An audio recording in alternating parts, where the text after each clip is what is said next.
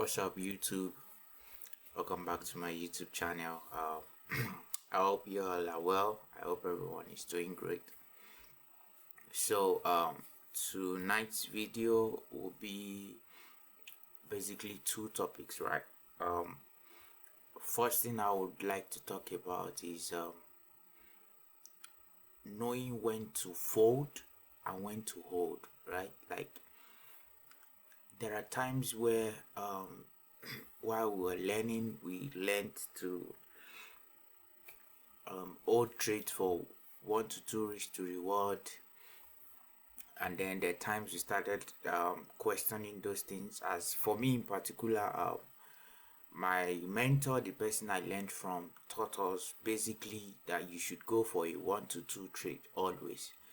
But as I kept on in the journey and I was studying other books and stuff like that, I got to realize that a lot of times markets will go way beyond the 1 to 2, and oftentimes maybe it's greed.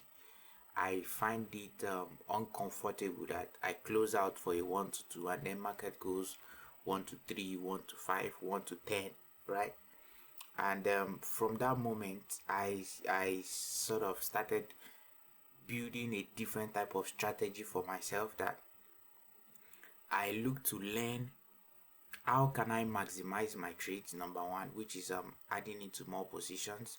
Number two is also to like maximize the move, not just close for 1 to 2, 1 to 3. See the potentials of maybe based off of momentum, if market is going, creating higher highs, higher lows and stuff, and I just learn to trail my stop loss.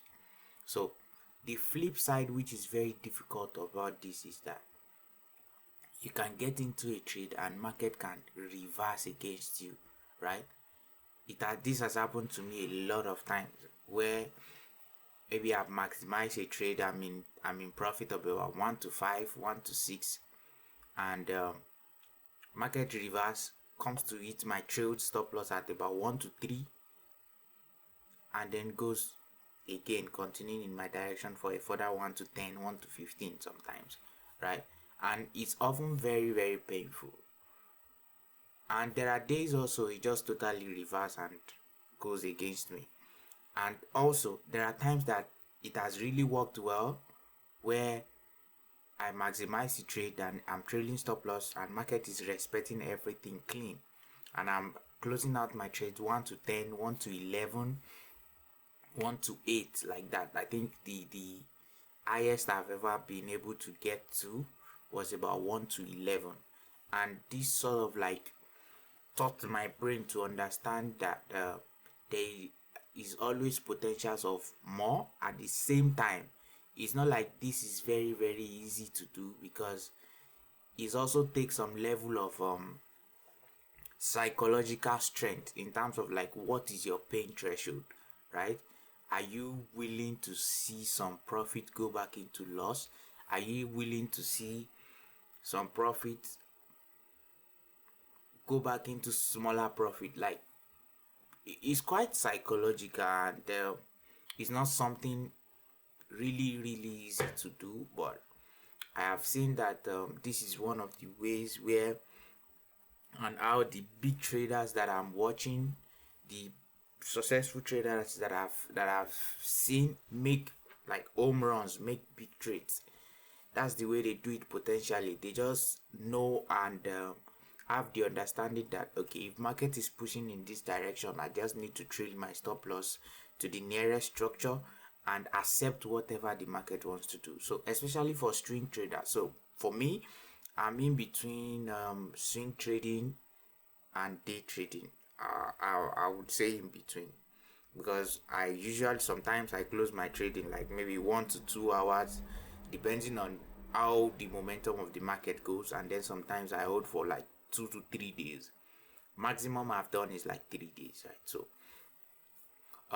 that's one of the topic I want to talk about. I like to know what you think about that in the comment section. Are you one that you believe that you could just take your trade 1 to 2, 1 to 3, just get out and move on with your life, which in a way will make you more profitable, to be very honest? Or are you one that you can look to maximize and then build yourself to be better? So that's that. Then number two is also like prop firms versus personal account, right? This has been like something that I've been like constantly pondering about, because for me, I do both, and personal account I would say has given me the biggest profit compared to prop firm account. Because the reason is because while I'm in the challenge phases, I make 8% and then I make another 5% only for challenge phases, right? And then eventually when I get to the funded stage, sometimes I don't get to the funded stage. Sometimes I blow the account at stage 1, sometimes stage 2. But whenever I get, then I have to wait for 2 weeks minimum to get payout. Whereas on my personal account, right, the 8% I made during challenge stage, the 5% I made during challenge phase, all that are profit that I can withdraw on my personal account. And it boosts confidence in a way for you to be able to see that, okay, this is actually money that you can withdraw. Because prop firms and stuff these days that people talk about, we sort of like push prop firms around too much, in as much as prop firm is very very good. I'm not going to say maybe they are bad or something. They are, of course, they have their bads, and then there are some the goods of it as well. But the very good side of it is to know and understand that if you are going into the prop firm space, you want to use prop firm to build capital, right?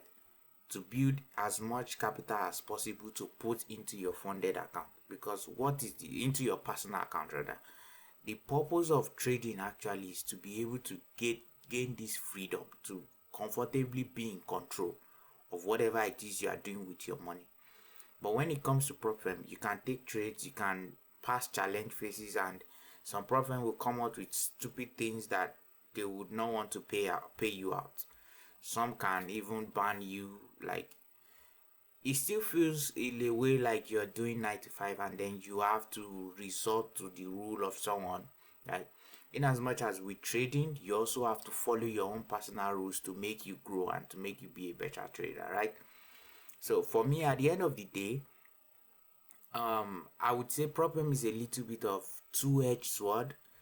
There is the good to it, there is the bad to it. But as far as I'm concerned and as far as my journey goes, what I'm using prop firms for right now is to build capital, right?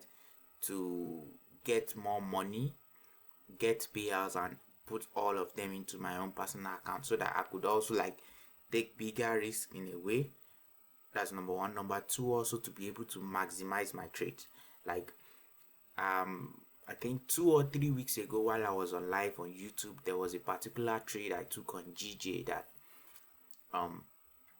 the trade reversed against me. I was in profit of about 1 to 7, about 7%.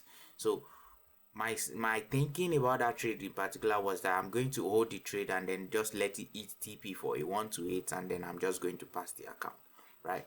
But then I was in profit about 1 to 7, and then market retraced against me by 5%, which is like the max daily drawdown.